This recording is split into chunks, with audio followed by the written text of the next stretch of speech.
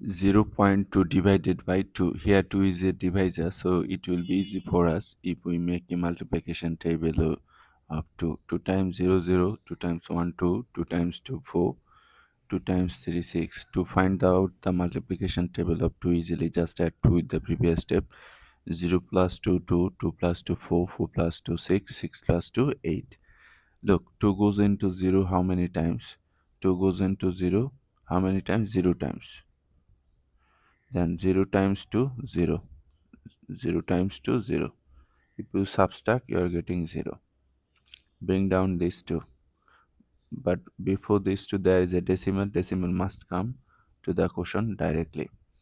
2, now 2 goes into 2 how many times? 2 goes into 2 1 times, right? 1. Then 1 times 2 2. If you subtract, you are getting 0. So your answer is 0.1.